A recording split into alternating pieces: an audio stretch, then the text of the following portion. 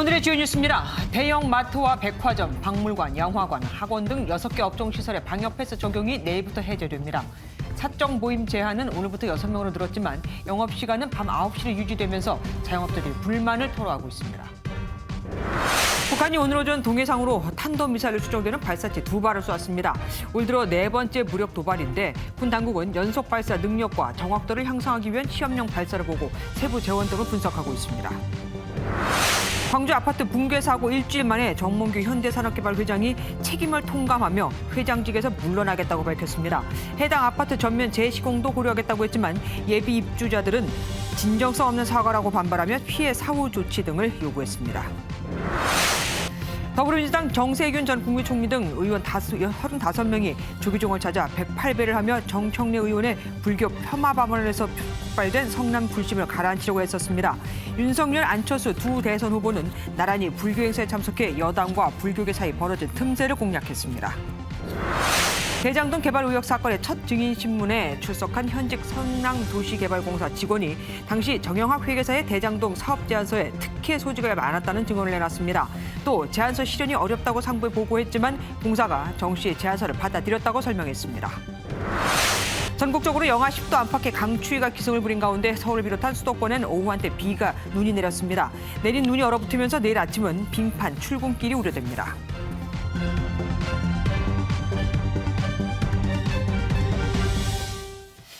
지난주 법원 판결로 서울의 백화점과 대형마트의 방역 패스 효력이 정지되면서 같은 대한민국인데 왜 서울과 나머지 지역이 다르냐 하는 불만이 쇄도했었죠. 결국 방역 당국이 내일부터 전국의 모든 백화점과 마트에서 방역 패스를 해제하기로 했습니다. 아울러 영화관과 독서실, 박물관 등 마스크를 상시 착용하는 6개 업종 13만 5천 개 시설에서도 이 방역 패스를 해제하는데 그럼에도 내일부터 학원, 독서실, 스터디 카페 등에 대한 방역 패스가 해제됨에도 3월부터 시행되는 청소년 방역 패스는 그대로 추진하기로 했습니다. 법원 결정에도 말이죠. 첫 소식 정태진 기자가 보도합니다. 이거는 그거 방문 인증이고요. 법정 확인서로 따로 있어요. 이건 뭐 어디 출입하는 것보다 더 어렵구만. 서울의 백화점과 대형마트는 방역 패스 적용이 중단됐지만 경기도 등 다른 지역에서는 오늘도 곳곳에서 혼선이 빚어졌습니다. 경기도는 안 된다. 안 해도 되는 줄 알고 기분 신나게 왔더니 깜짝 놀랐어요. 사람들 안 들어가고 뭐 있고 그래서 혼란스럽지 이렇게. 이처럼 지역 간 형평성 논란과 혼란이 이어지자 방역 당국은 전국 모든 지역의 백화점과 대형마트의 방역 패스 적용을 해제하기로 했습니다. 이와 함께 영화관, 박물관, 독서실 등 6종, 전국 13만 5천 곳의 방역 패스 적용을 내일부터 해제합니다. 다만 오는 3월부터 12세에서 18세 청소년에 대한 방역 패스 적용은 계속 추진하기로 했습니다. 신규 확진자 중 청소년이 25% 이상 차지하면서 안심할 수 없기 때문입니다. 향후 오미크론이 유행할 때 이들 청소년층을 중심으로 감염이 크게 확산될 가능성이 있다라고 보고 있는 중입니다. 이에 따라 청소년 방역 패스는 계속 유지되어야 된다라고 하는 방침을 결정하였습니다. 당국은 법원의 판단이 달라질 수 있다고 기대한다면서 즉시 항고 등을 통해 법원을 설득하겠다는 입장이지만 학부모 단체 등 반발이 이어질 것으로 보여 난항은 계속될 것으로 보입니다. MBN 뉴스 정태진입니다.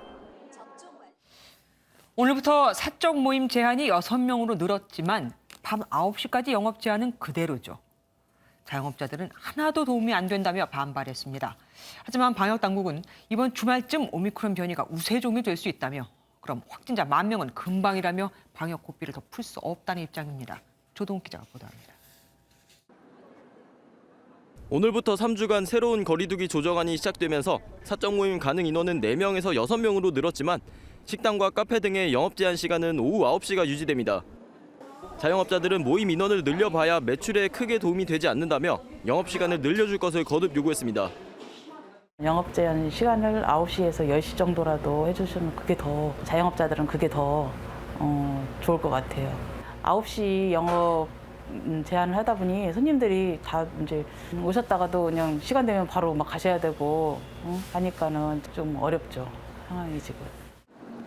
시민들은 대체로 방역 강화 필요성에 공감하면서도 일부는 불편함을 토로했습니다.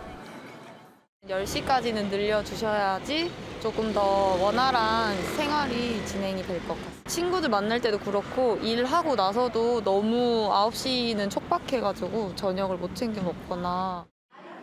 방역당국은 자영업자의 경제적 부담과 국민적 피로도를 고려해 거리두기 조치를 완화했지만 영업시간을 늘리는 건 어렵다는 입장을 거듭 밝혔습니다. 저녁 영업 시간의 이 제한들이 굉장히 사적 모임 제한보다는 더 효과적이라고 하는 평가가 지금 분석이 나오고 있고 3주 뒤 방역 상황이 안정화되어 있고 의료 체계 여력이 충분하다 그러면 그 이후에 감염 재생산 지수가 4주째 1 밑으로 떨어지는 등 유행이 감소세를 보이고 있지만 방역당국이 영업시간 완화에 난색을 표하는 건 오미크론 변이 때문입니다. 오미크론 변이 감염자는 일주일간 2,679명으로 급증해 검출률의 27%에 달했습니다. 이번 주말이면 50%를 넘어 우세종으로 올라설 것으로 예상됩니다.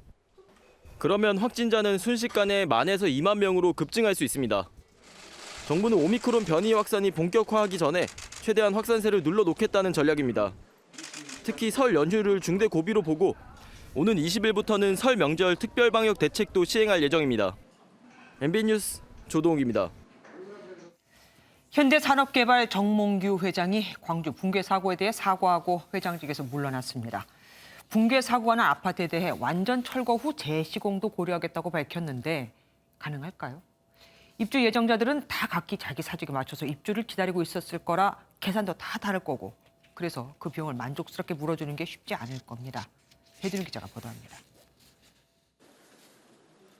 광주 화정 아이파크 공사 현장 붕괴 사고 일주일 만에 처음 공식석상의 모습을 드러낸 정몽규 현대산업개발 회장. 피해자들과 국민들께 사죄드린다며 고개를 숙였습니다. 지난해 6월 17명의 사상자를 냈던 광주 학동 재건축 철거 현장 붕괴 사고에 이어 7개월 만입니다. 최근 광주에서 2건의 사고로 인해 광주 시민과 국민 여러분께 너무나 큰 실망을 끼쳤습니다. 죄송하고 참담한 마음을 금할 길이 없습니다. 정 회장은 현대산업개발 회장직에서 물러나겠다고 밝혔습니다. 또한 피해 보상에 최선을 다하고 완전 철거 후 재시공 방안도 고려하겠다고 말했습니다. 안전점검에 대해서 문제가 있다면 수분양제에 대한 계약 해지는 물론 아파트 완전 철거와 재시공 방안까지도 고려하겠습니다. 전국 현장에 대해 외부 기관의 안전진단을 받고 현대산업개발이 지은 모든 건축물의 구조 안전 보증 기간을 30년으로 확대하겠다고 덧붙였습니다. 정 회장은 다만 대주주의 책임을 다하겠다며 지주사인 HDC 그룹과 대한축구협회 회장직은 유지하기로 했습니다. 정 회장은 발표 이후 광주 사고 현장을 찾아 실종자 가족들과 비공개 면담을 하며 사고 수습에 최선을 다하겠다고 재차 약속했습니다. MBN 뉴스 배준우입니다. 정몽규 회장의 사과에도 불구하고 실종자 가족과 예비 입주자들의 반응은 싸늘했습니다. 국토교통부는 건설사의 등록 말소, 취소까지 가능하다며 압박 수위를 높였습니다. 실제 지금에 있는 법만으로도 가능하거든요. 장명훈 기자입니다. 화정 아이파크 예비 입주자 대표회의는 정몽규 회장 기자회견이 끝나자 사고 현장 앞에서 바로 비판했습니다. 정 회장의 사과가 진정성 없는 보여주기식이라며 모든 책임을 진 뒤 회장직을 사퇴하라고 요구했습니다. 정몽규 회장은 모든 법률상, 경영상 책임을 진 이후에 사퇴해야 하는 것이 응당한 조치라 할 것이다.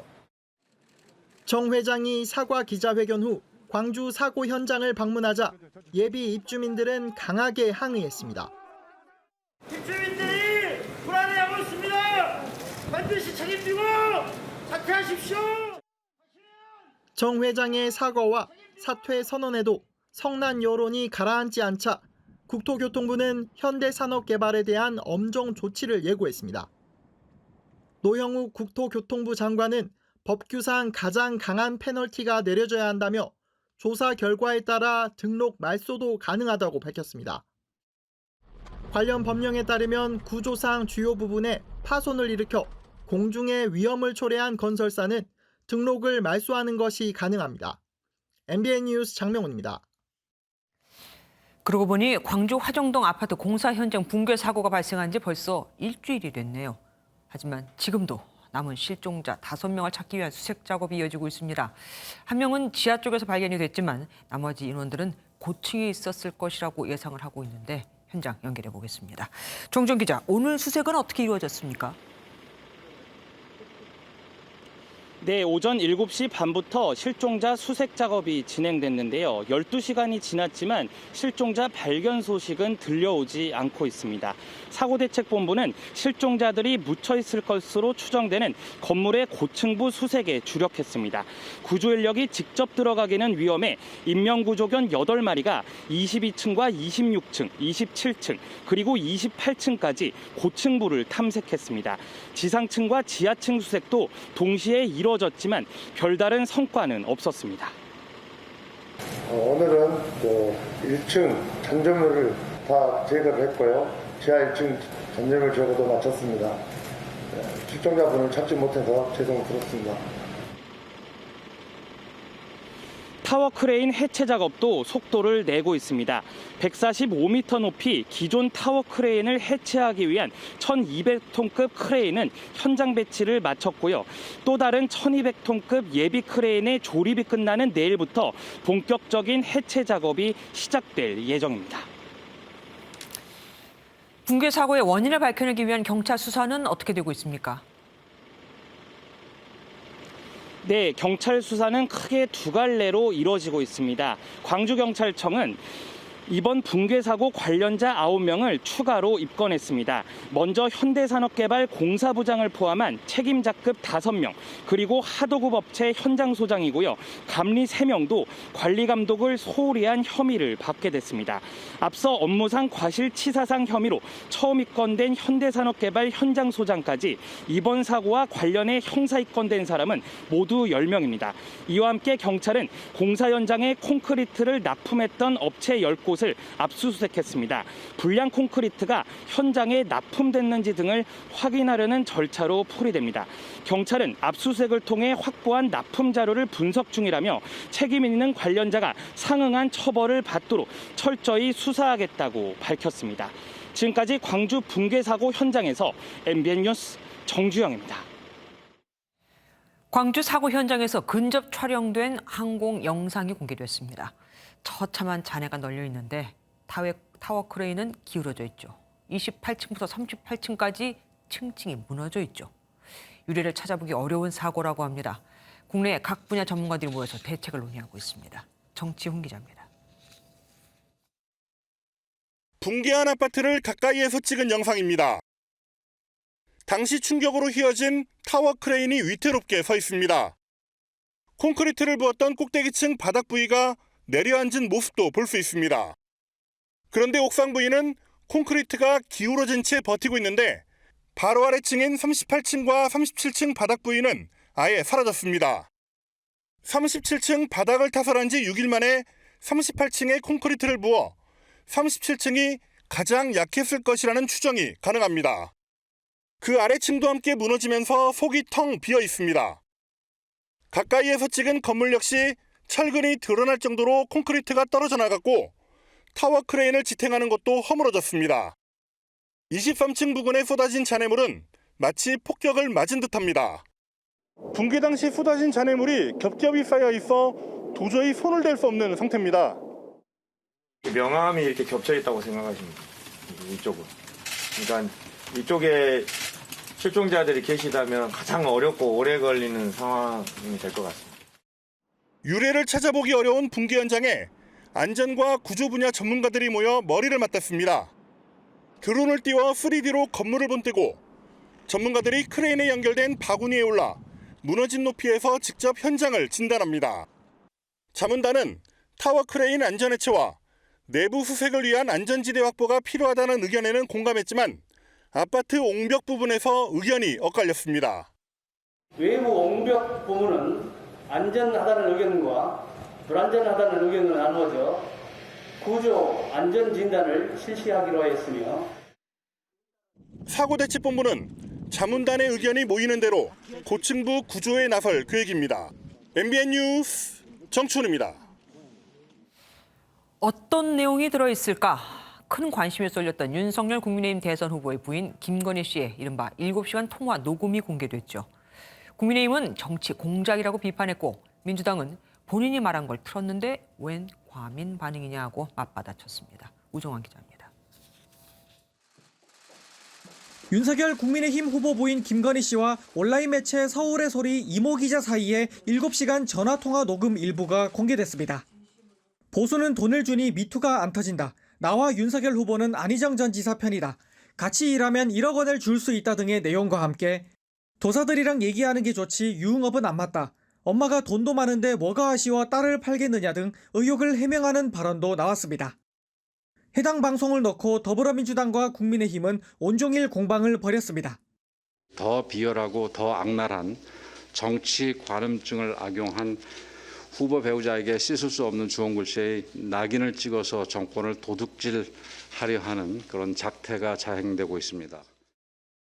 김건희 씨 입으로 한 얘기가 방송된 것인데 무엇이 공작 정치란 말입니까? 더구나 김건희 씨는 미투 부분에 대해 사과까지 했습니다. 해당 녹음을 제공한 서울의 소리 측은 MBC 방송에 불만을 나타내며 조국 전 장관과 정경심 씨가 가만히 있었으면 구속시키지 않았을 거라는 발언을 추가로 공개했습니다. 상당히 실망스러운 분이 많았고요. 법원의 판결 때문에 그랬는지 MBC가 어떤 의도가 있어서 그랬는지 그렇습니다. 국민의힘은 서울의 소리 측이 지난해 7월부터 대화를 몰래 녹음하기로 사전에 계획한 정황이 드러났다며 관련자 3명을 경찰에 고발했습니다. MBN 뉴스 우종환입니다. 그런데 이 김건희 씨 관련 방송을 두고 친여 성향 인사들은 실망스럽다는 반응을 내놨습니다. 대선을 뒤흔들 핵폭탄급 발언을 기대했는데 오히려 김 씨의 여러 의혹 해소에 도움이 되는 김건희 해명 방송이었다 이거죠.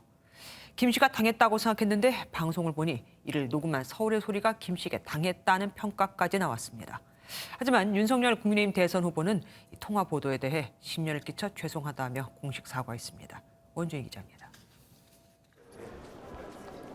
윤석열 국민의힘 대선 후보가 부인 김건희 씨의 통화 녹음과 관련해 사과했습니다. 윤 후보는 사적인 대화 내용이 방송으로 공개되는 과정에서 부적절한 부분이 있었다면서 더 잘 챙겼어야 했는데 아내와 대화할 시간이 부족했다고 밝혔습니다.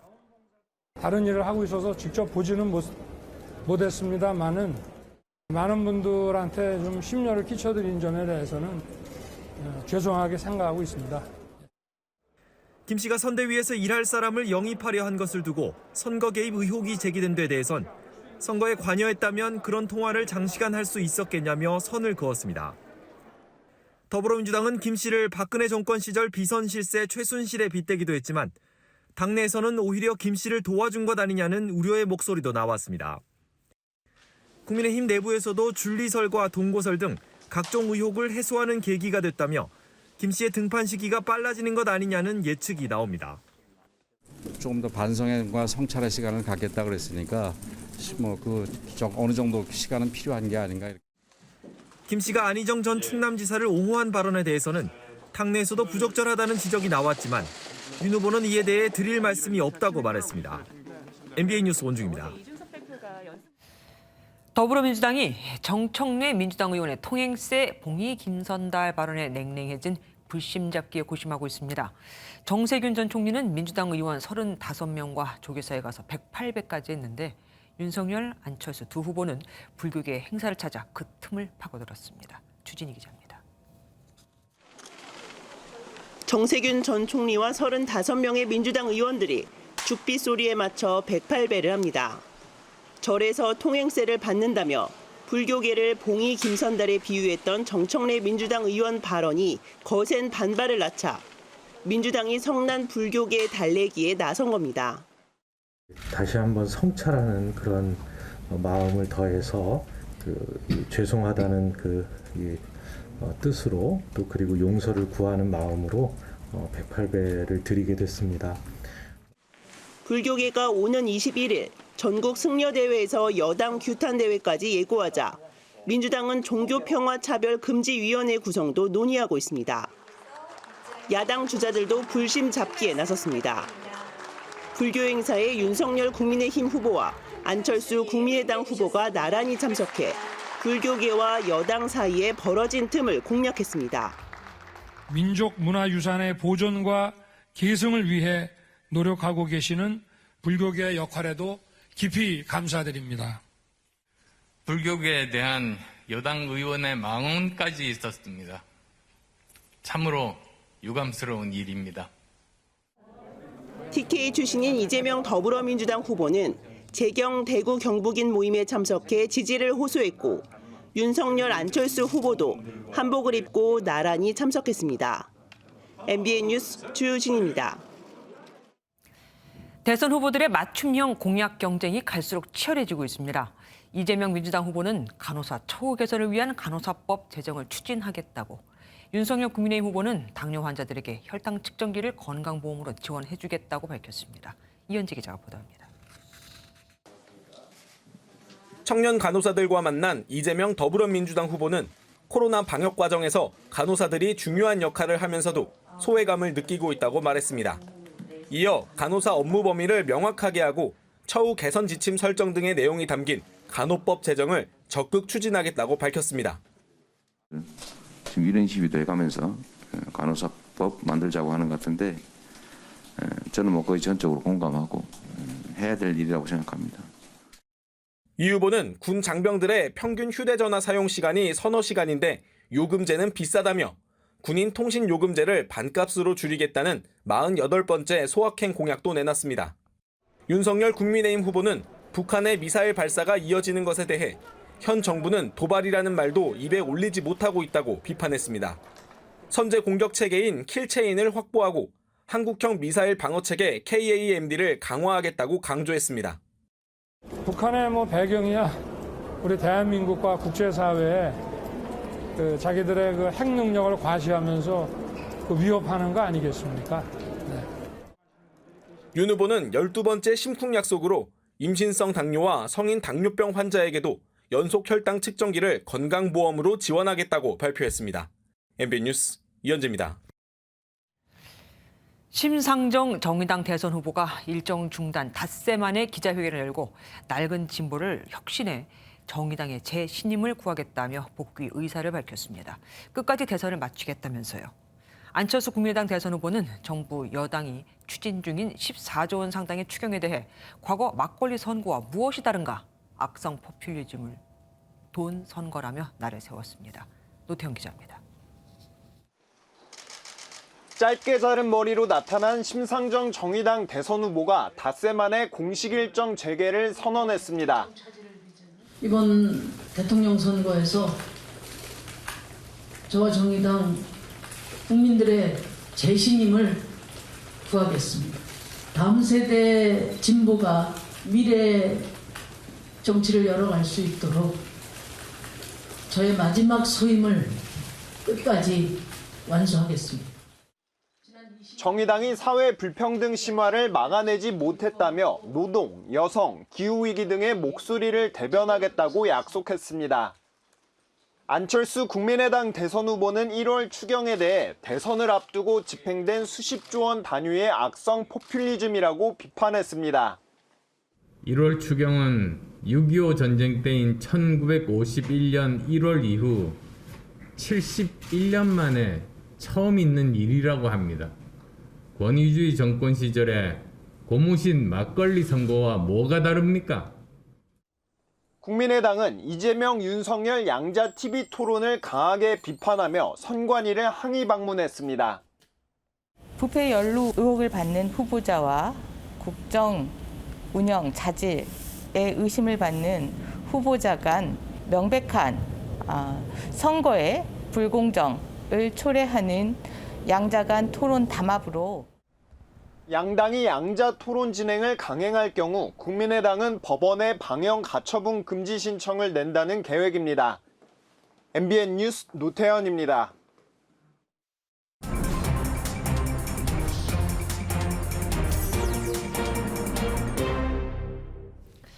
오늘 있었던 정치권 뒷이야기 들어보는 정치 톡톡 시간입니다. 정치부 신재우 기자 나왔습니다. 신 기자, 윤석열 국민의힘 후보의 부인 김건희 씨의 그 통화 녹음이 공개됐는데 여기서 김 씨가 몇몇 사람들을 언급했습니다. 그 흑폭풍이 또 만만치 않아요. 네, 이번 통화 녹음은 지난해 7월부터 약 6개월 동안 진행된 녹음입니다. 또 해당 기간에 국민의힘 경선이 진행되다 보니까 여러 정치적 사안이 발생했고 이에 대한 김 씨의 생각도 가감없이 담겨 있었습니다. 네. 김 씨는 경선 상대였던 홍준표 후보에 대해 홍 후보를 공격해야 유튜브 후원이 더 많을 것이라고 말하며 통화한 기자에게 공세를 종용하기도 했고요. 이를 들은 홍 의원은 보수 유튜버들이 경선 때 왜 그렇게 집요하게 폄훼하고 물어뜯고 있는지 인터뷰를 잠시만 봐도 짐작할 만하다며 불편한 심경을 드러냈습니다. 다만 하루가 지난 오늘 오해만 증폭시키기 때문에 관여치 않기로 했다며 침묵을 선언했고 방금 말씀드린 어제 SNS 내용도 삭제했습니다. 앞서 잠깐 뉴스를 전해드렸는데 조국 관련 발언을 놓고도 논란이 일고 있습니다. 조국 전 장관이 이에 대해서 입장을 내놓은 게 있습니까? 네, 김 씨는 조국 수사는 빨리 끝내야 되는데 유튜브나 유시민 이사장이 계속 존재감을 키우느라 커졌다며 조 전 장관의 적은 민주당이라고 지적했는데요. 조 전 장관은 이에 대해 다른 말로 하면 검찰 조직을 보호하기 위해 크게 수사했고 구속 수사로 바뀌었다는 의미냐며 윤석열 검찰이 정치적 판단으로 수사 확대를 결정했다고 비판했습니다. 안희정 미투 발언에 대해서는 김 씨가 사과를 했더라고요. 그런데 또 당사자인 김지은 씨는 또 입장이 그렇지 않습니까? 어떻게 말을 했습니까? 네, 김건희 씨는 미투와 관련해 보수는 돈을 줘서 문제가 안 생긴다고 말해 마치 돈 문제인 것처럼 말하는 등 안희정 전 지사를 옹호한 듯한 발언에서 문제가 됐는데요. 성추행을 폭로한 김지은 씨는 입장문을 통해 법원 판결로 유죄가 확정된 사건을 비아냥하는 김건희 씨의 태도를 보았다며 진심 어린 사과를 요구했습니다. 예. 그리고 왜 지난번에 국민의힘 경선 때 윤석열 후보가 손바닥에 글씨를 쓰고 나와서 논란이 됐었잖아요. 근데 마침 또 이번에 무속 논란이 또 제기됐습니다. 네, 이번에는 그 건진법사라는 명칭을 쓰는 전모 씨가 국민의힘 선대본부 화보 조직인 전국 네트워크위원회에서 일하며 후보의 업무 전반에 관여했다는 보도가 나왔습니다. 국민의힘 선대위는 전 씨가 전국 네트워크위원회에 몇 차례 드나든 바는 있지만 고문으로는 임명된 적이 없다고 부인했습니다. 그분은 여기 직책이나 이런 거 전혀 맡고 계시지도 않고 무슨 일정 메시지를 이런 제가 기사를 봤는데 참 황당한 얘기입니다. 예. 이재명 민주당 후보는 사실이 아니라고 믿고 싶다면서도 샤먼이 정치적 의사결정을 미치는 일이 있어서는 안 된다고 거듭 강조했습니다. 21세기 현대사회 핵미사일이 존재하는 이런 나라에서는 샤먼이 그런 결정을 또는 그런 결정에 영향을 미치는 일이 절대로 있어서는 안 됩니다. 그리고 요즘 정치권에서는 가벼운 공약이죠. 생활 밀착형 공약이라고도 말을 하던데 그런 게 굉장히 많이 인기를 얻고 있어요. 그런데 국민의힘에서 이번에 59초 공약? 그런 걸 또 내놨다면서요. 네, 앵커님은 나이를 누군가 물어볼 때 만 나이로 대답을 하시나요? 아니면 한국 나이로 대답을 하시나요? 나이 들어서는 한국 나이로 합니다. 어려 보이려고 애쓴다는 말 듣기 싫어서. 네, 맞습니다. 이렇게 누군가가 이렇게 나이를 물어볼 때 좀 고민이 되시는 게 사실일 텐데 예. 국민의힘 선대위에서는 만 나이로 나이셈법 기준을 통일하겠다는 공약의 유튜브를 발표했습니다. 그래서 올해로 대표님 몇 살이죠? 38? 아니 36이요. 아우 복잡해. 이제 통일할 때도 된 거 아니야? 국제 표준에 맞춰 통일하는 걸로 바꿔볼까요? 일상생활에서 여러 나이를 쓰면서 발생하는 혼선을 이렇게 바로 잡겠다는 취지라고 말했습니다. 제 입장에서는 제가 좀 어릴 때 이런 게 나오지 나이 들어서 소용없을 때 나오니 좀 아쉽긴 합니다. 그리고 최근 허경영 국가혁명당 후보에 대한 불만이 나왔다고 하던데 어떤 거에 대해서입니까? 네, 시청자 여러분들도 한 번쯤은 받아보셨을 법한 바로 이 전화 때문입니다. 대통령 후보 허경영입니다. 2022년 희망찬 새해가 밝았습니다. 올해는 우리의 삶을 결정할 20대 대통령 선거가 있습니다. 예, 저희 가족 다 받았습니다. 맞습니다. 지난 11월 사실 처음 이 전화 홍보가 시작될 때만 해도 재밌다, 신선하다 이런 평가가 많았었는데 전화가 계속되다 보니 불편함을 호소하는 목소리가 점점 높아지고 있는 겁니다. 네. 가수 김필 씨도 SNS에 전화를 그만해달라고 불만을 토로했는데요. 선거법상으로 이렇게 전화를 돌리는 것이 불법은 아니기 때문에 과연 허경영 후보의 전화 홍보가 줄어들지는 좀 지켜봐야 할 것 같습니다. 그러니까 마침 뭔가를 해야 되는데 전화가 오면은 좀 짜증스러울 때도 있는 거죠. 알겠습니다. 지금까지 정책톡톡 정치부 신재우 기자와 함께했습니다. 고맙습니다. 2022년이 시작된 지 얼마나 됐다고 북한이 오늘 4번째 무력 시위를 벌였습니다. 동해상으로 탄도미사일로 추정되는 발사체 2발을 또 쏜 건데 미국의 제재 카드도 문재인 대통령의 우려 발언도 아무런 소용이 없던 겁니다. 김지영 기자입니다. 북한이 사흘 만에 또다시 동해상으로 2발의 발사체를 발사했습니다. 올해 들어 벌써 4번째입니다. 우리 군은 오늘 오전 북한 평양 순안비행장 일대에서 동북쪽 동해상으로 발사된 단거리 탄도미사일로 추정되는 2발의 발사체를 탐지하였습니다. 합참은 발사체는 오전 8시 50분과 54분쯤 탐지됐다며 비행거리는 약 380km, 고도는 약 42km라고 밝혔습니다. 사흘 전과 비교해 발사 간격은 11분에서 4분으로 단축된 가운데 최대 속도는 마하 5 내외로 알려졌습니다. 북한은 지난 5일과 11일 자강도 일대에서 극초음속 미사일을 발사했고 14일에는 평북 의주 일대 열차에서 북한판 이스칸데르 미사일 2발을 쏘며 긴장감을 높이고 있습니다.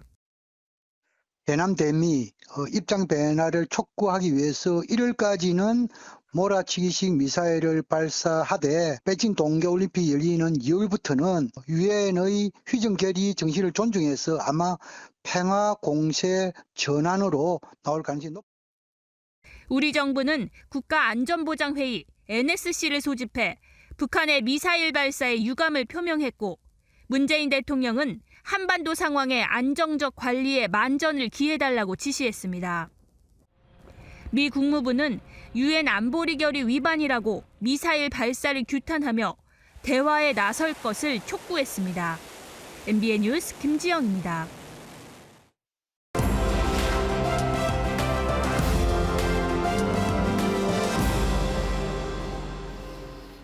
오늘 하루 화제가 된 뉴스를 모아 전해드리는 픽뉴스 시간입니다. 정태훈 기자 나왔습니다. 어서 오십시오. 첫 번째 보겠습니다. 낙타 레슬링. 레슬링은 사람만 하는 거 아니었습니까? 네, 저도 그런 줄 알았는데 아니었습니다. 네. 현지 시각 16일 터키에서 낙타 레슬링 축제가 열린 건데요. 네.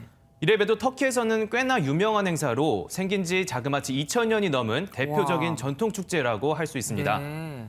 매년 1월이 되면 열리는 이 행사는 수컷 낙타만 참여할 수가 있고 낙타가 심하게 다치지 않게 경기 시간을 10에서 15분 정도로 제한하고 있습니다. 와, 2000년이면 굉장히 오래됐네요. 레슬링은 이게 승패를 갈라야 되잖아요. 어떻게 하면 이기는 겁니까? 특별한 규칙은 없고요. 단 한쪽의 낙타가 먼저 무릎을 꿇거나 소리를 지르거나 경기 중 도망가게 되면 경기가 종료됩니다. 이 밖에도 주인이 경기를 포기하고 낙타를 경기장에서 끌어내도 패배로 인정되고요. 무승부로 끝나는 경우도 많다고 합니다. 어쨌든 낙타가 크게 다치기 전에는 뭐 경기를 중단시킨다니까 다행입니다. 다음 보겠습니다. 열차를 통째로요. 이런 일이 실제로 벌어질 수 있습니까? 영화 같은 일일 수 있지만 네. 현실 속에서 벌어졌습니다.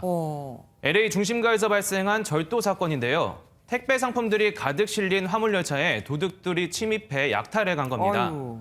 보시는 것처럼 선로 주변이 발 디딜 틈 없이 빈 박스들로 가득한 모습입니다. 아니 상식적으로 납득이 어렵습니다. 어떻게 저게 가능한 거죠? 저렇게 오랫동안 뭘 가지고 가려면 시간도 걸릴 텐데. LA에서는 지난해 말부터 쇼핑몰과 명품 상점을 노린 떼도둑이 기승을 부리고 있습니다. 네. 특히 이 컨테이너 열차가 세워진 구간은 별도 보안 요원이 경계를 서기 때문에 오히려 경찰의 감시망에서는 벗어나 있는데 절도 조직이 감시가 느슨한 화물열차를 약탈 대상으로 점찍었다는 분석이 나옵니다. 네. 해당 철도 측은 최근 빈번히 발생하는 절도에 대한 우려를 표하며 추가 약탈을 막기 위해 특수 순찰 인력을 늘리고 경찰과 협력할 것이라고 밝혔습니다. 적어도 미국에서는 뭐 별도 보안 요원보다 경찰이 더 나은 듯 싶습니다. 다음 보겠습니다. 굴찜을 먹다가 무슨 행운이 올까요? 네, 경남 창원시에 거주하는 한 부부의 실제 이야기입니다. 곽인숙 씨 부부는 어제 저녁 시장에서 굴을 사와 집에서 쪄먹던 중 굴 안에서 동그란 무언가를 발견했습니다. 그런데 자세히 보니 지름 약 1.3cm의 물건, 진주였습니다. 와, 그야말로 굴 먹다가 뭐 보석을 얻었습니다. 네, 맞습니다. 그래서 저걸 어떻게 한대요? 꽤 큰데요? 저 같으면 이게 가치는 있는 것일지, 그렇죠. 또 뭐 가격은 얼마나 될지 먼저 곧바로 확인해 봤을 것 같은데 네네. 곽 씨 부부로부터 직접 들은 대답은 이런 저를 반성하게 했습니다. 저희 남편이 보는 걸로 만족해라 이러더라고요. 이거는 우리만의 그냥 추억일 뿐이지 이걸 갖고 값으로 측정하려고 하지 마라 하면서 이러더라고요. 네. 결국 부부는 해당 진주를 행운의 징표로 간직하기로 했다고 합니다. 사실 호기심에 별도로 제가 감정을 문의까지는 해봤는데요. 일반 진주 조개에서 나온 것이 아니라 성질이 다소 다를 수 있다며 직접 확인을 해보지 않고서는 가치를 판단하기 어렵다는 답변이 돌아오기도 했습니다. 저도 뭐 그래서 얼마짜리래 이 얘기가 바로 나오는데 부끄럽습니다. 자, 다음 보겠습니다. 네. SUV면 꽤 무거운 차 아닙니까? 저걸 번쩍 들었다고요? 영상을 통해 확인해보면 가능한 듯 보입니다. 중국 남농부에서 촬영된 한 SUV 차주의 모습인데요. 좁은 주차 공간에 자신의 차량을 끼워 넣으려고 수차례 시도해보지만 번번이 실패하고 맙니다. 아이고, 어떡합니까? 딱 봐도 뭐 쉬워 보이는 구간은 아닙니다. 일렬 주차가 초보분들한테 특히 힘들죠. 네, 그런데 바로 이 순간 주인이 차에서 내리더니 차량 뒷부분을 들기 시작하는데요. 힘을 몇 번 주더니 이내 차량이 주차 공간으로 쏙 하고 들어갑니다. 주차를 성공한 후 땀을 닦는 포즈를 취해 보이기도 하는데 운전을 시작한 지 얼마 안 된 저에게도 신선한 충격으로 다가왔습니다. 야, 그러면 차를 뺄 때 나갈 때도 저렇게 번쩍 들어서 똑같이 들 것 나가겠네요. 같습니다. 예, 어디선가 바퀴가 왜 90도로 이렇게 꺾이는 차량도 개발하고 있다는 소식 들었습니다. 그러니까 우리 정 기자도 좀 기다리십시오. 네. 다음 보겠습니다. 플라스틱 먹는 코끼리. 아니, 왜 저걸 먹습니까? 네, 이번에는 뭐 조금 슬픈 이야기인데요. 보시는 화면은 스리랑카의 한 대형 쓰레기장입니다. 그런데 코끼리 여러 마리가 이곳에서 먹이를 찾고 있습니다. 환경오염으로 서식지가 줄어들며 덩달아 먹잇감이 줄자 결국에는 쓰레기장까지 찾아오게 된 겁니다. 안타깝습니다. 그런데 코끼리들이 뭐 플라스틱이나 이런 걸 구별해서 먹을 수가 있을까요? 네, 그렇습니다. 이곳에서 죽은 코끼리를 해부해 보니까 플라스틱 쓰레기 등 소화가 될 수 없는 물질들이 많이 나왔다고 합니다. 실제로 지난 8년간 먹이를 찾아 쓰레기장을 뒤지다 플라스틱을 먹고 죽은 코끼리 수는 이곳 동부 지역에서만 20마리에 달한다고 하는데요. 환경오염에 대해 우리 모두 다시 한번 생각해 볼 때가 아닐까 싶습니다. 예, 저렇게 쓰레기장에서 죽지 않고 좀 다른 데 가서 죽은 코끼리도 꽤 있을 거예요. 네. 그럼 그 숫자까지 합하면 더 많을겠네요. 나 하나쯤이 하는 그 마음이 이 지구를 멍들게 한다는 걸 잊지 말아야겠습니다. 여기까지 듣겠습니다. 지금까지 빅뉴스 정태훈 기자랑 함께했습니다. 대장동 개발 의혹 재판에서 당시 실무를 맡았던 성남도공의 직원이 정영학 회계사의 사업 제안서에 들어본 적도 없는 특혜의 소지가 많았다고 증언했습니다. 통상적인 절차를 건너뛰고 성남시의 지침이 바로 내려와 불편했다는 취지의 증언도 나왔습니다. 민지숙 기자입니다. 대장동 사건이 본격적인 법정 공방에 돌입했습니다. 재판부는 개발사업 실무자였던 성남도시개발공사 한모 팀장을 첫 번째 증인으로 불렀습니다. 한 팀장은 당시 유동규 전 본부장의 지시로 정영학 회계사가 작성한 사업 제안서를 검토했는데 특혜 소지가 많았다고 증언했습니다. 대장동 사업 재원으로 쓰기 위해 확보한 땅을 팔아 공원 조성비를 마련하겠다는 내용이었는데 용도 변경 자체가 특혜 소지가 많고 그런 사례를 들어본 일도 없다고 설명했습니다. 안 된다, OX로 이제 답을 할 수 있는 부분은 아니기 때문에 근데 좀 부정적인 검토 의견을 계속 얘기를 했었었고 그거에 대해서 이제 조금 설명을 저는 들었었던 거고. 검찰은 한 씨 의견에도 공사 측이 정 회계사의 제안서를 받아들여 성남시에 보고했고 이 과정에 유 전 본부장이 개입했다고 의심했습니다. 또 한 씨는 통상적인 절차를 거치지 않고 성남시 지침이 내려와 실무진들이 불편해했다는 취지의 증언도 했습니다. 정민용 변호사가 소속됐던 전략사업팀이 이재명 성남시장 시절 직접 방침을 받아와 위에서 찍어 누르는 것처럼 받아들였다고 진술했습니다. 사업 초기부터 다수의 문제가 있었다는 진술이 나오면서 향후 재판에서는 실제 특혜가 있었는지 규명하는 데 초점이 맞춰질 것으로 보입니다. MBN 뉴스 민지숙입니다. 정부가 소상공인들의 방역 물품 구입에 최대 10만 원을 1회 한해 지원하기로 하고 오늘부터 신청을 받았습니다. 조그만 식당도 그간 벌써 2년이죠. 적어도 수십만 원을 쓴 것에 비하면 적은 금액이라 불만이 많습니다. QR코드 단말기 값만 해도 10만 원은 훌쩍 넘거든요. 그나마도 12월 3일 이후에 구입했으면서 영수증도 또 있어야 합니다. 김도영 기자가 취재했습니다. 이제 시민들은 식당에 들어설 때마다 누가 뭐라 하지 않아도 QR코드 단말기부터 찾습니다. 아크릴 가림판이나 손소독제 등도 방역의 필수품이 됐습니다. 지금까지 이런 방역 물품은 모두 소상공인들이 자비로 구입해왔습니다. QR코드 단말기만 해도 대당 10만 원이 훌쩍 넘습니다. 방역 물품 비용은 전부 다 개인적인 사비로 다 구매해서 운영 중이고요. 20에서 30만 원 정도는 나가는 것 같아요. 한 달이. 중소기업벤처부는 방역물품 구매 영수증을 내면 최대 10만 원을 인정하기로 했습니다. 자영업자들은 지원이 턱없이 적다고 합니다. 점심시간에는 하나를 가지고 운영을 할 수가 없어요. 공격이 아무리 싸더라도 대당 한 10만 원은 줘야 되잖아요. 방역지원금 대상은 이마저도 지난해 12월 3일 이후 구입분만 해당됩니다. 방역 물품 지원금 신청은 첫 열흘 동안은 사업자 등록번호 끝번호에 따라 신청일이 지정됩니다. MBN 뉴스 김도형입니다.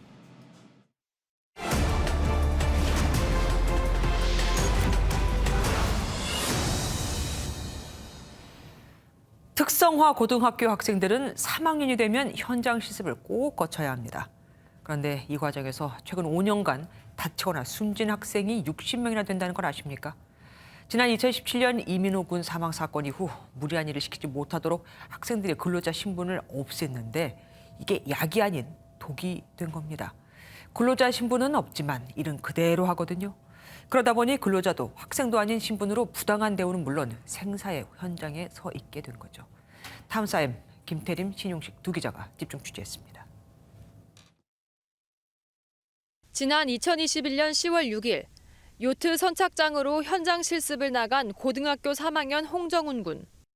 원래 일은 예약 손님을 맞이하는 거였지만 선주 지시로 예정에도 없던 요트 바닥의 따개비를 잠수해서 제거하다 바다에 빠졌습니다. 맨몸으로 작업을 해왔어요. 호흡곤란이 오자 선주한테 작업복을 입어야 되지 않냐. 조끼는 적고 한 뼘 정도밖에 안 되는 오리발을 가져.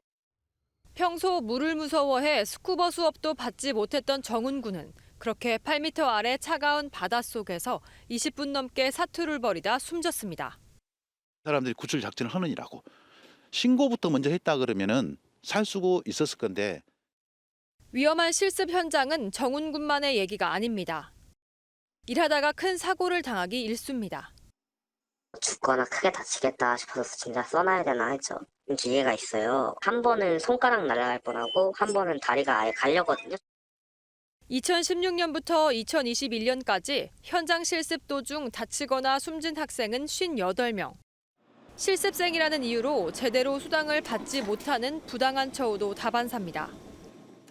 교육부가 권고하는 사항은 70%를 제공하는 것이잖아요. 표준협약서에 기재된 금액이 그것보다 훨씬 못 미치는 50만 원 정도로 노동자로서의 권리는 일단 보장받지 못하고 있고요. 특성화고 학생들에게 현장 실습은 본격적인 취업에 앞서 꼭 거쳐야 하는 과제 중 하나인데요. 바로 이런 점 때문에 온갖 부조리함에도 침묵을 강요받을 수밖에 없습니다. 더 이상 학생들에게 똑같은 비극이 반복돼서는 안 되겠죠. 위태로운 상황 속 이들을 지켜주고 보호할 방법은 없는지 한번 살펴봤습니다. 특성화고를 졸업한 조은하 양. 후배들을 만나 자신이 현장 실습 때 겪었던 부당한 대우를 조언해주곤 합니다. 아침마다 커피 타와라 그러고 월급 주는 게 아깝다. 어느 날 책을 하나 건네주셨는데 화학식도 있고 근데 그게 300페이지가 넘는 양을.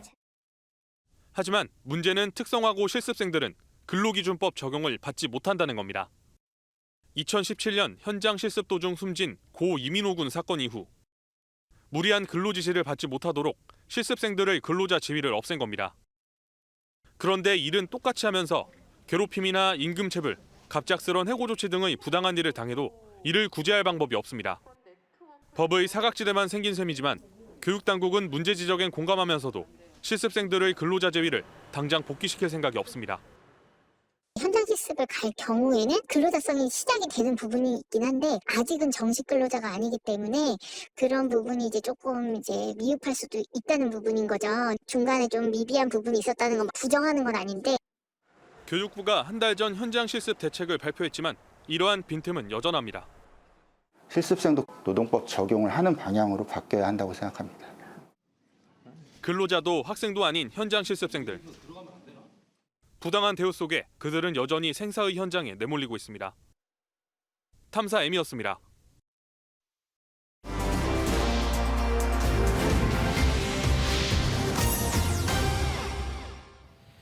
올겨울은 더 심해진 코로나19에 계속되는 한파까지 유난히 더 춥게 느껴지죠.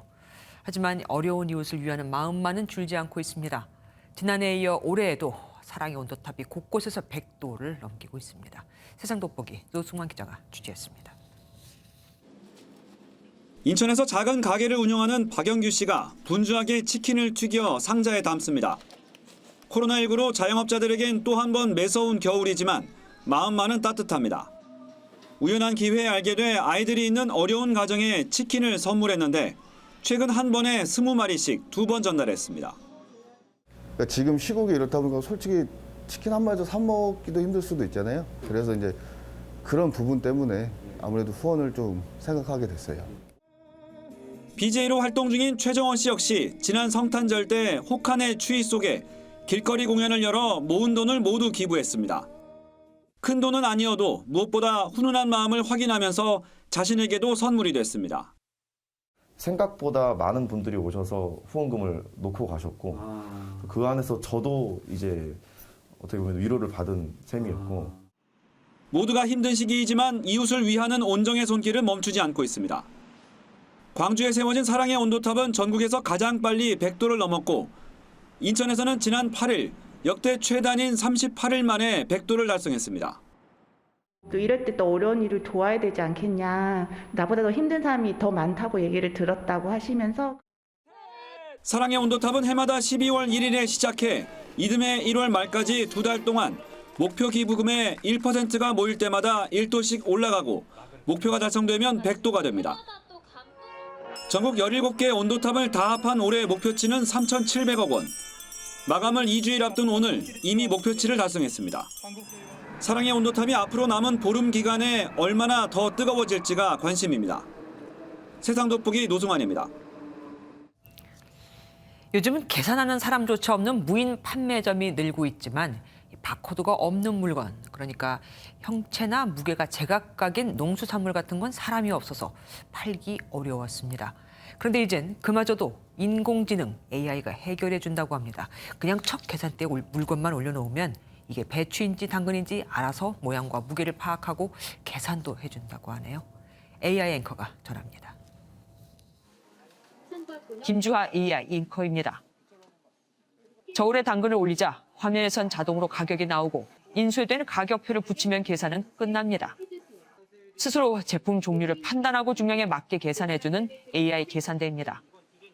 카메라로 모양을 파악해 AI가 물건 종류와 가격을 판단합니다. 끊임없이 다양한 이미지를 학습해 일반인도 언뜻 같아 보이는 호박고구마와 밤고구마도 정확히 구분할 정도입니다. 기존 무인 편의점에선 취급할 수 없던 농수산물도 판매할 수 있습니다. 저희는 충분한 학습을 통해서 제품의 종류라든지 색상이 비슷하더라도 충분히 저희가 다 인식을 잘 할 수 있게끔 개발한 제품입니다. 사려는 물건을 레일 위에 놓으면 자동 계산과 결제까지 되는 일명 AI 카운터도 등장했습니다. 이 기술은 최근 미국 라스베이거스에서 열린 CES에서 혁신상을 수상하기도 했습니다. 지금까지 김주하 AI 앵커였습니다.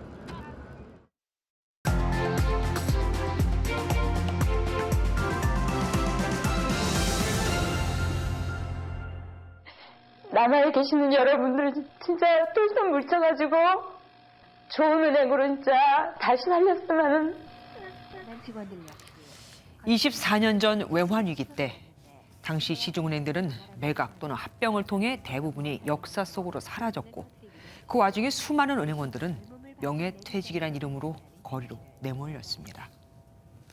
그런데 그런데 그 부실의 대명사였던 국내 은행이 지금은 호시절을 구가하고 있습니다. 주요 시중은행이 지난해 사상 최대의 실적을 이유로 임직원들에게 예년의 1.5배인 월 기본급의 300% 넘는 성과급을 주기로 했거든요. 실적이 좋아서 벌이는 성과급 잔치라면 응당 축하를 받아야 합니다. 그런데 은행들은 쉬쉬하고 있습니다. 정부가 대출을 틀어막고 기준금리를 인상하는 동안 은행들은 대출 금리를 벼락같이 그것도 예상보다 크게 올려서 주택담보대출이 연 5%를 넘겨버렸습니다. 그런데 자신들이 고객들에게 줘야 할 수신금리는 찔끔찔끔 인상했고 그 차이로 인해 엄청난 수익을 챙겼거든요. 물건을 만들어서 파는 것도 아니고 이자 장사를 해가지고 그렇게 많이 남겼다는 것은 이제 중소기업이나 서민들, 중산층들이 해도 너무했다는 이야기가 나올 수밖에 없는 것이죠. 4대 금융지주의 지난해 순이익은 전년보다 30% 이상 급증해 무려 14조 원을 넘겼습니다. 득달같이 오른 집값과 전셋값 마련에 전전긍긍하던 서민들의 돈이라고 해도 과언이 아니겠죠. 노웅래 더불어민주당 의원은 주택담보대출금리가 7년 4개월 만에 최고가 낸 이유가 은행 횡포 탓이 큰 만큼 대출금리의 원가를 즉시 공개해야 한다고 했는데 예전 같으면 정치금융 논리라고 했을 은행권, 이번에는 묵묵부답입니다. 은혜는 바위 위에 새기고 원하는 모래 위에 새기라는 말이 있죠. 외환 위기 당시 국민의 혈세로 공적 자금으로 가까스로 회생한 은행이 결초 보호는커녕 더한 이속을 챙기니 이런 배은망덕이 있을까요? 은행들은 지금 잔치를 할 때가 아닙니다. 경기 침체나 부동산 시장 급락과 같은 폭풍우가 몰려와도 끄떡없도록 방파제를 쌓고 서민과 소상공인들을 위한 작은 우산이라도 준비를 할 때가 아닐까요? 김주아의 그런데 오늘은 서민 이자 폭탄에 허리 휘는데 였습니다.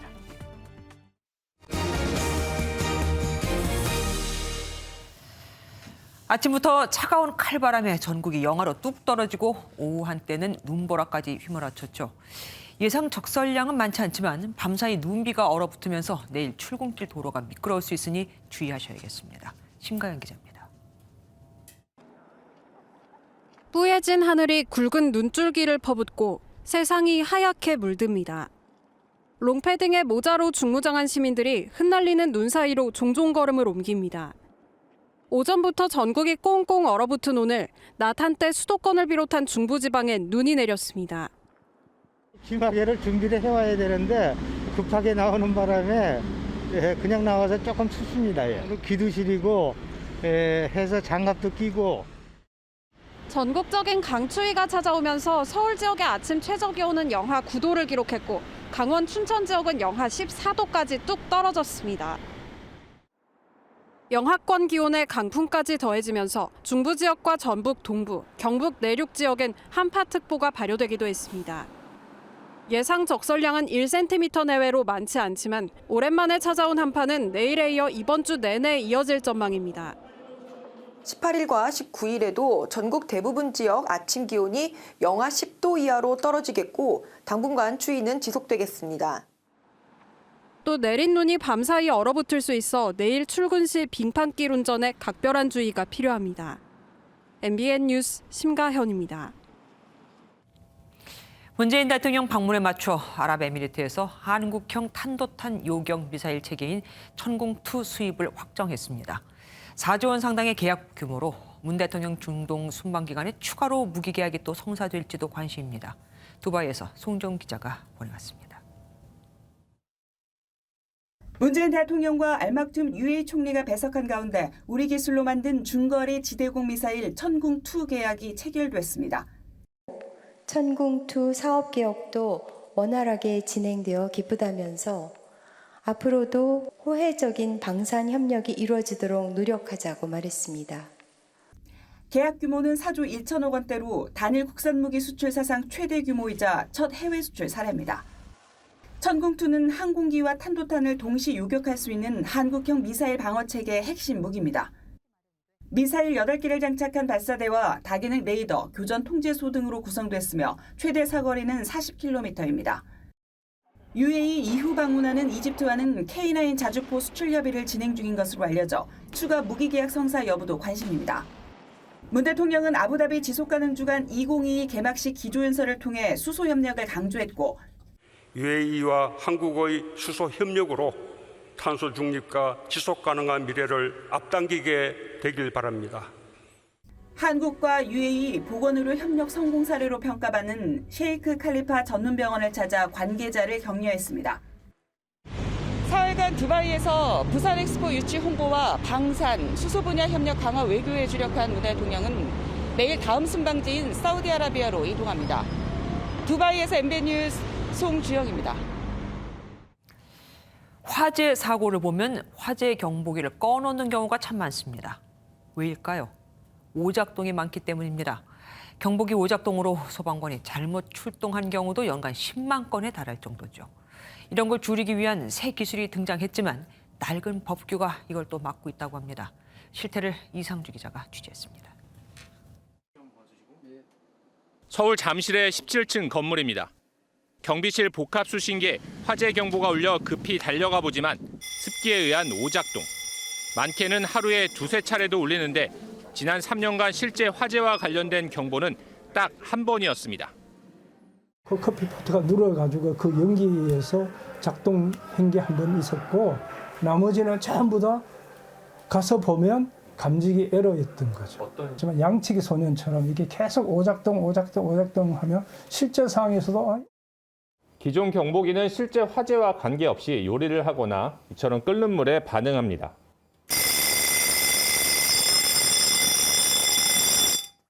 오작동 때문에 아예 경보 시스템을 꺼두는 경우도 많습니다. 보통 상가 같은 경우는 손님들이 놀라는 경우가 있기 때문에 오작동에 대비해서 꺼놓는 경우가 많습니다. 지난해 쿠팡 물류센터와 천안 아파트 주차장 화재 때는 경보가 울렸지만 경비원이 평소처럼 오작동으로 생각하고 경보 수신기를 꺼서 피해가 커졌습니다. 사물 인터넷 기술을 접목해 경보기 오작동을 해결하는 기술도 등장했지만 70년대에 만든 낡은 법규에 가로막혀 있습니다. 원격으로 오작동도 즉시 복구를 할 수 있어서 진짜 정확하게 화재 발생 위치를 알 수가 있기 때문에 즉시 어느 위치에 있든지 현장으로 바로 이동을 할 수 있어서 그 화재에 대해서 즉각 조치할 수 있는. 화재 경보기 오작동에 의한 출동 건수는 연간 10만 건. 소방 인력 낭비와 안전 불감증으로 이어지는 만큼 화재 경보 시스템의 개선이 시급하다는 지적입니다. MBN 뉴스 이상주입니다. 스포츠 뉴스입니다. K리그 준우승만 무려 10번, 울산의 꿈 뭐니뭐니 해도 우승인데요. 이를 위해 런던 올림픽 동메달을 일군 홍명보와 박주영 두 스승과 제자가 제외해 K리그 우승 도전에 나섰습니다. 김태일 기자가 보도합니다. 12시즌 동안 총 76골을 터뜨리며 FC 서울의 레전드로 자리매김한 박주영. 그런데 올 시즌부터 FC 서울의 검빨 유니폼이 아닌 울산 현대의 푸른 유니폼을 입게 됐습니다. 스승을 찾아 과감히 이적을 택한 박주영과 울산 홍명보 감독은 지난 2012년 런던 올림픽 때부터 인연을 시작한 사이. 병역 논란이 일던 당시 기자회견은 지금도 회자됩니다. 대한민국 국민은 반드시 전역으로 입대할 것임을 다시 한번 밝힙니다. 박주영 선수가 군대 안 간다고 하면 제가 대신 간다고 말씀드려 나왔고요. 결국 박주영은 홍명보 감독의 믿음에 보답하며 사상 첫 동메달을 이끌었습니다. 그로부터 10년, 두 사람은 울산에서 재회했습니다. 올 시즌에 꼭 울산 현대가 원하고자 하는 그런 큰 목표를 달성할 수 있도록 최선을 다하겠습니다. 박주영에 앞서 울산에 입단한 또 한 명의 올림픽 동메달 멤버 김영권도 스승 홍 감독에게 힘을 보탭니다. 베테랑 공격수와 탄탄한 수비 라인을 보강한 울산. 올 시즌 K리그 우승의 한을 풀 수 있을지 주목됩니다. MBN 뉴스 김태일입니다. 주말에 날이 풀리는가 싶더니 한 주의 시작부터 흐린 하늘에 매서운 한파가 찾아오면서 다시 강추위가 기승을 부리고 있습니다. 경기 북부와 강원 대부분 지역에는 한파 경보가 발효 중인 가운데 내일 아침 기온 서울은 영하 10도, 양주 영하 15도, 대관령은 영하 17도까지 곤두박질 치겠고요. 남부지방도 영하 10도 안팎까지 떨어지는 가운데 찬바람에 체감온도가 더 내려가 낮 기온도 영하권을 보이는 곳이 많겠습니다. 매서운 추위 견딜 만한 따뜻한 옷차림 해주셔야겠습니다. 강력한 한파 속 대기는 더욱 메말라서요. 동해안을 따라서는 건조경보가, 서울을 포함한 일부 수도권에도 건조주의보가 수일째 이어지고 있습니다. 바람이 강하게 불어서 불씨 관리가 그 어느 때보다 중요하겠습니다. 오늘 오후 들어서 짧은 시간 약한 눈이나 비가 내린 곳이 있는데요. 전국 곳곳으로 저녁까지 눈이 이어지는 곳이 있겠습니다. 빙판길이나 도로 살얼음에 주의가 필요합니다. 남부지방 광주와 부산은 영하 5도로 출발하겠고요. 제주는 내일 새벽까지 1cm 안팎의 눈이, 또 울릉도와 독도에는 1에서 최대 5cm의 눈이 더 내릴 수 있겠습니다. 매서운 추위는 이번 주 후반까지 길게 이어질 전망입니다. 지금까지 날씨였습니다.